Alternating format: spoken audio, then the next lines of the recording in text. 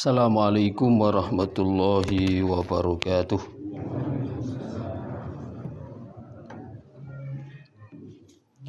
Alhamdulillah, assalatu wassalamul atammanil akmalanil adwamanil mutalazimani ala sayyidina rasulillah wa ala alihi wa sahbihi wa man tabi'ahuda. Subhanaka la ilma lana illa ma 'allamtana innaka antal alimul hakim.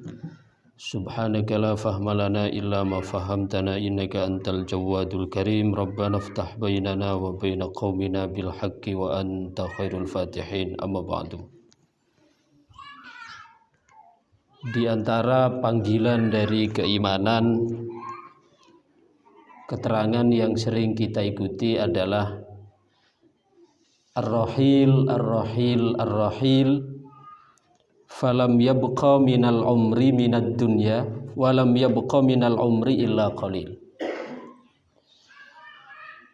Setiap saat keimanan itu selalu mengeluarkan suara, tapi suara tersebut tidak dapat kita dengar dengan telinga.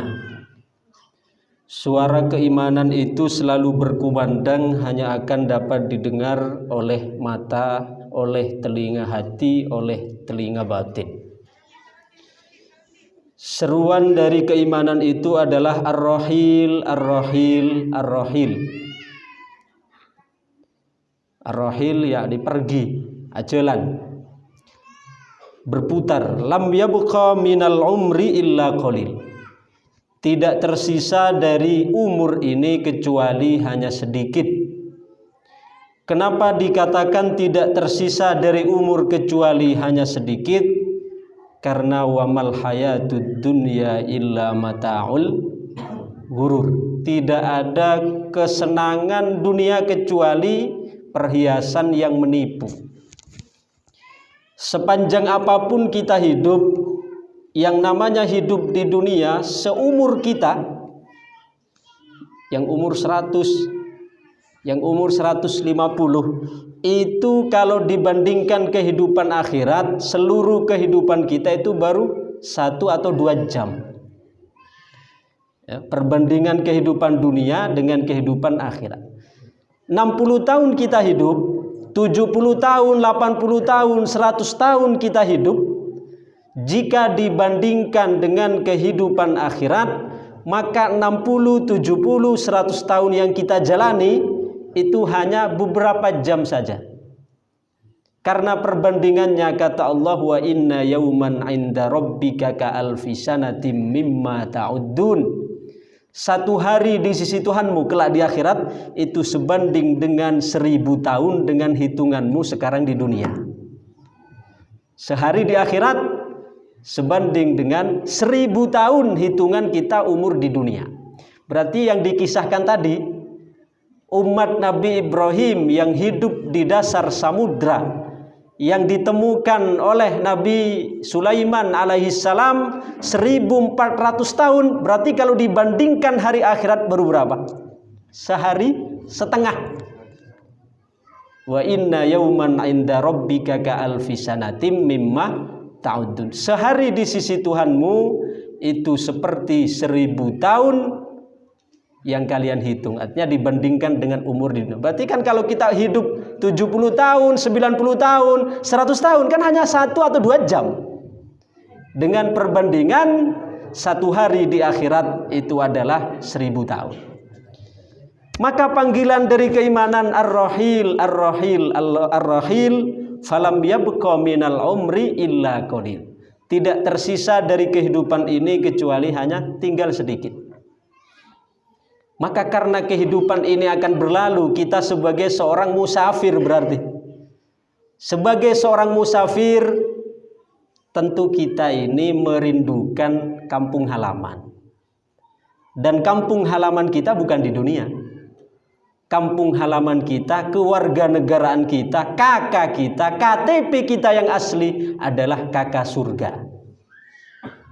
Karena Nabi Adam alaihissalam dulu dari mana? Dari surga. Maka kita berarti asalnya, kewarganegaraan asal kita dari mana berarti? Dari surga. Adapun di bumi ini sekedar dimutasi untuk sementara waktu.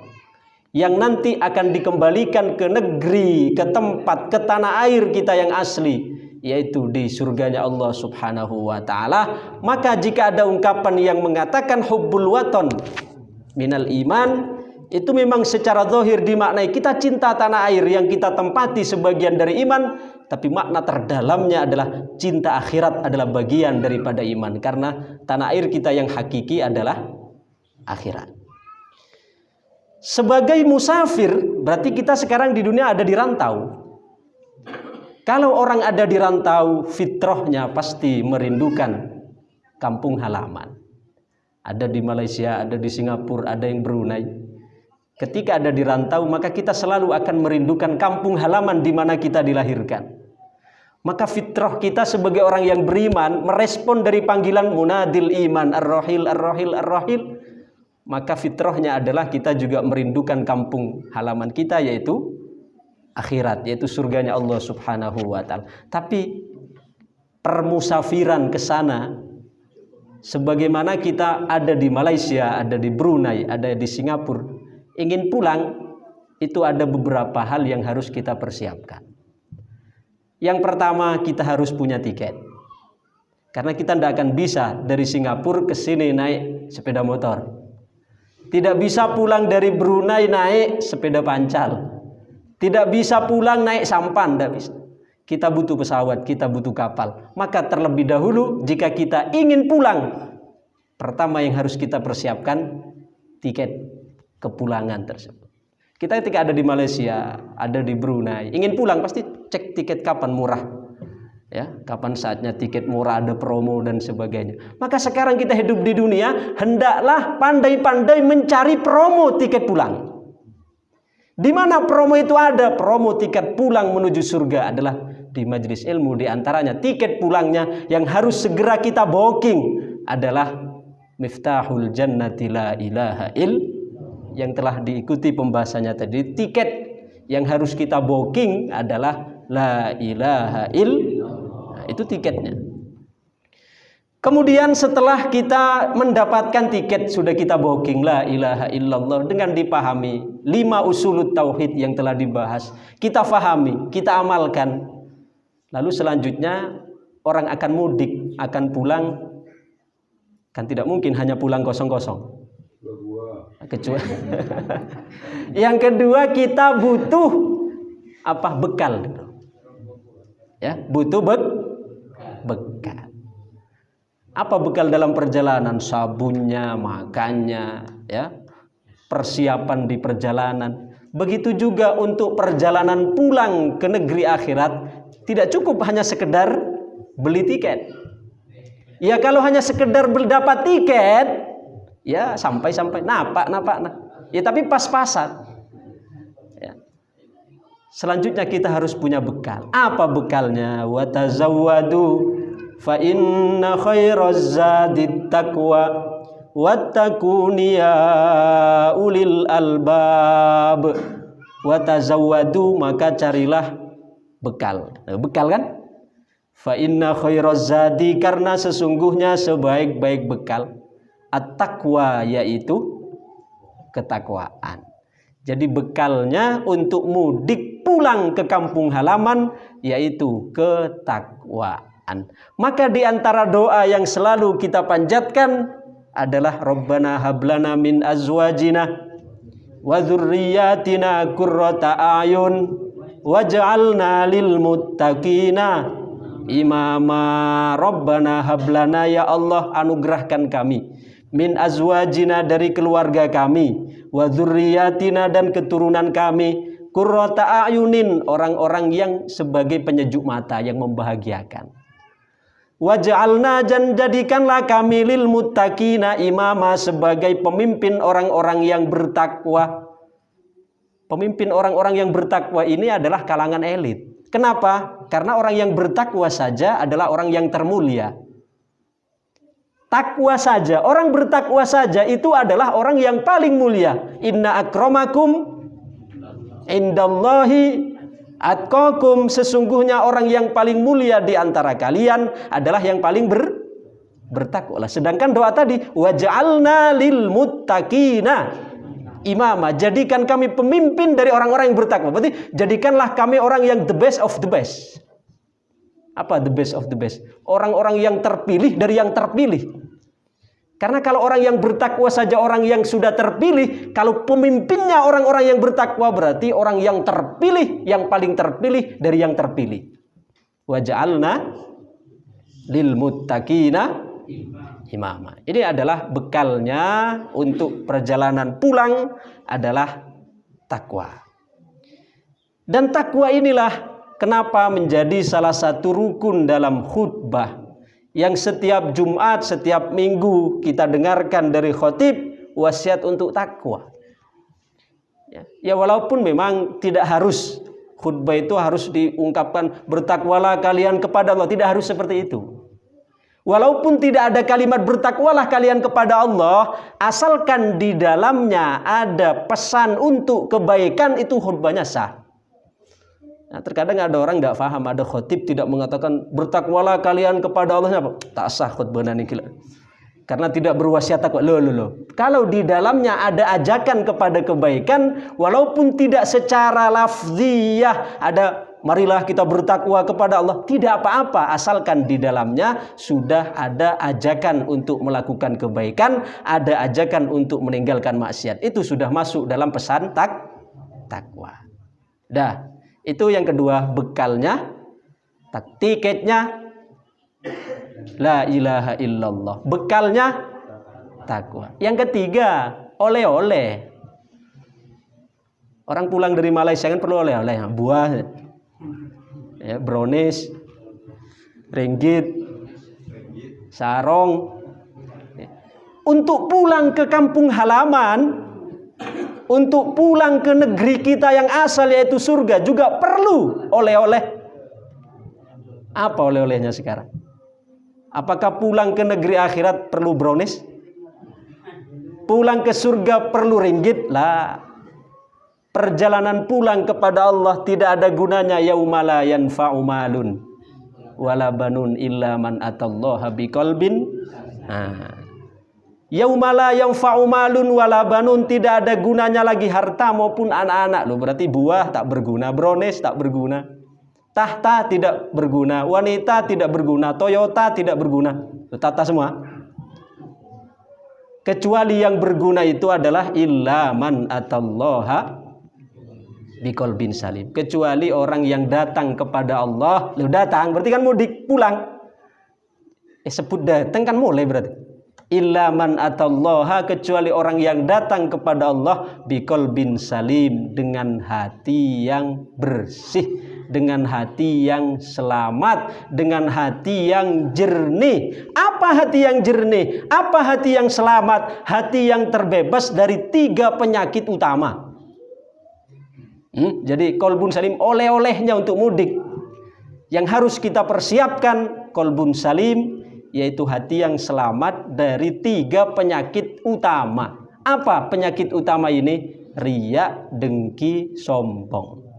Riya, dengki, Orang ketika terbebas dari 3 ini, maka disebut orang yang sudah memiliki qalbun salim. Siap oleh-oleh?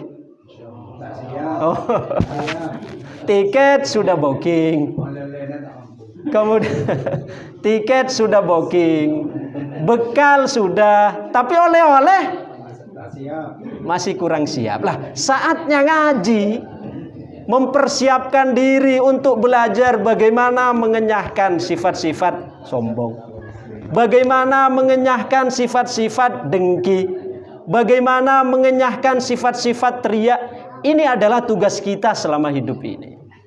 Jadi mempersiapkan oleh-oleh itu adalah tugas kita, mempersiapkan sepanjang hidup. Maka di sini kita diberikan oleh Allah Subhanahu wa taala jembatan berupa iman. Karena iman seperti yang telah kita ikuti bahasanya tadi, itu adalah bukan wilayah akal. Iman dengan akal itu selalu bertolak belakang. Iman, kekuatan akal itu hanya 30%, kekuatan iman itu 70%. Oleh karena itu kita sebagai orang yang beriman jangan hanya mengandalkan kemampuan akal, Karena ketika kita hanya mengandalkan kemampuan akal, jadinya mumet. Sedangkan kalau orang punya iman harus ada bedanya. Orang yang beriman itu memiliki satu keyakinan bahwa sesuatu yang tidak mungkin bagi akal tidak mustahil bagi Allah. Contohnya kisah tadi. Umatnya Nabi Ibrahim yang hidup di dasar lautan selama 1.500 tahun. Kalau wilayah akal mentah. Dari mana akan hidup? Makannya dari mana? Minumnya dari mana? Kemudian ya tidurnya bagaimana? Itu wilayah akal. Tapi wilayah iman tidak. Wilayah iman mengatakan sesuatu yang tidak mungkin bagi akal, tidak mustahil bagi Allah. Oleh karena itu ketika kita mantap di dalam keimanan, kita tidak akan tersekat oleh keterbatasan pikiran kita yang sempit. Yang menjadikan kita menderita sebenarnya, penderitaan terbesar, tidak ada yang lebih menyiksa diri kita sendiri kecuali pikiran kita sendiri. Ulangi. Tidak ada yang lebih menyiksa diri kita melebihi pikiran kita sendiri. Oleh karena itu, bagaimana cara mengatasinya? Pertebal keimanan. Ada satu penelitian di barat. Ada 2 kambing, usianya sama. Berat badannya sama. Warnanya sama. Diberi makan sama. Diletakkan di kandang yang berbeda. Yang satu ini diletakkan di sebelah utara, satu selatan, dikasih sekat. Kemudian di sebelah depannya, sebelah baratnya, itu dikasih sekat lagi dengan kaca. Yang satu itu dikasih kaca yang transparan, sehingga kambing itu dapat menyaksikan macan yang ada di sebelahnya. Sedangkan yang satunya dikasih kaca yang tidak tembus pandang, sehingga tidak nampak kalau di situ ada macan. Ini penelitian ini. Kemudian diperhatikan, memberi makan sama, waktunya jam 6 sarapan sama. Satu karung di sini, satu karung di sini sama.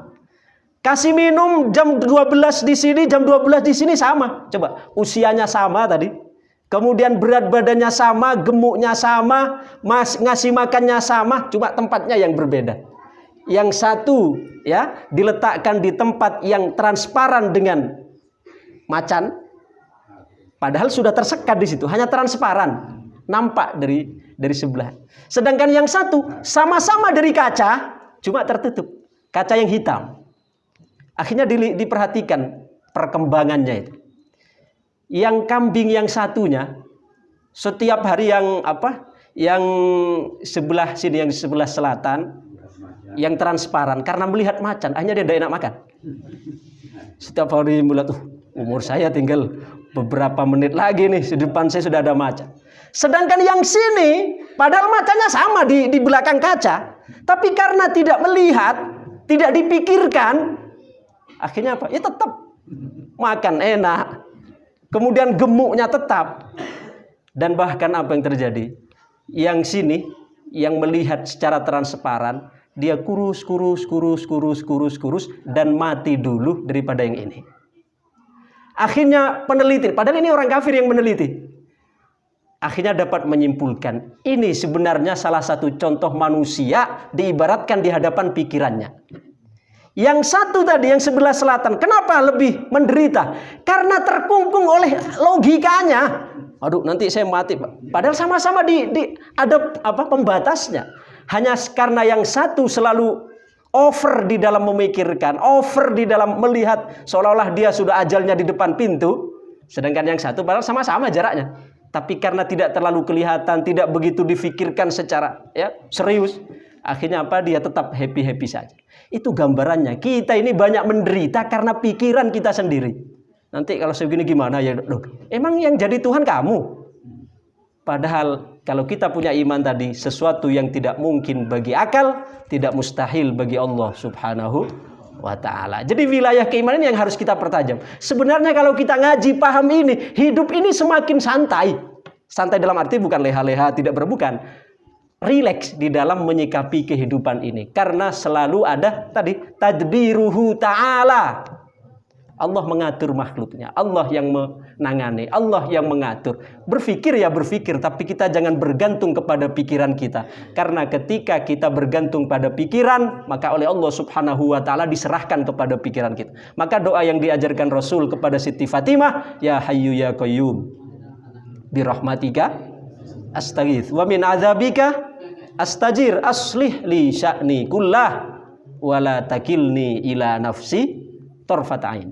Ya Hayyu ya Qayyum, wahai zat yang maha hidup, yang maha berdiri sendiri. Bi rahmatika astaghits, dengan rahmatmu hamba memohon pertolongan. Wa min adzabika astajir, dan dari siksamu kami mohon perlindungan. Aslih li sya'ni kullah, perbaikilah urusan kami semuanya. Wala takilni, dan jangan engkau serahkan. Wala takilni ila nafsi, kepada diriku. Pada diriku maknanya kepada pikiranku, kepada kemampuanku, kepada akalku. Torfatain, walaupun hanya sekejap mata. Akan tapi ketika kita punya iman, dipertebal keimanannya, maka kehidupan ini akan semakin positif. Semakin positif pikiran, maka akan semakin menarik hal-hal yang positif. Tapi ketika pikiran negatif, maka oleh Allah akan dimudahkan juga untuk menarik hal-hal yang negatif. Contoh, perbandingan antara lalat dengan lebah.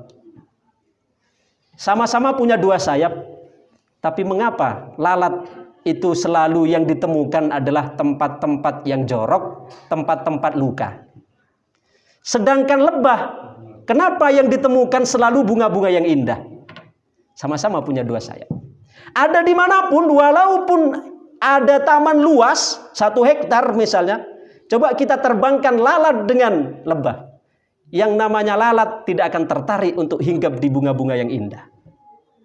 Demikian juga, walaupun sekarang lebah kita lepaskan di tempat-tempat yang jorok 1 hektar tempat kotoran, maka lebah tidak akan menarik sama sekali untuk hinggap di kotoran-kotoran itu. Kenapa? Lebah itu karena yang selalu ada di instingnya adalah kebaikan. Sesuatu yang harum, sesuatu yang bersih, makanya yang selalu dicari oleh Allah akan selalu dimudahkan untuk dipertemukan dengan hal-hal yang bersih, bunga-bunga yang indah. Tapi sebaliknya lalat, karena yang ada di instingnya adalah sesuatu yang kotor, maka dia selalu akan dimudahkan oleh Allah untuk dipertemukan juga dengan hal-hal yang kotor. Begitu juga kalau kita pikiran positif, selalu husnudzon, maka selalu dipertemukan oleh Allah dengan hal-hal yang baik.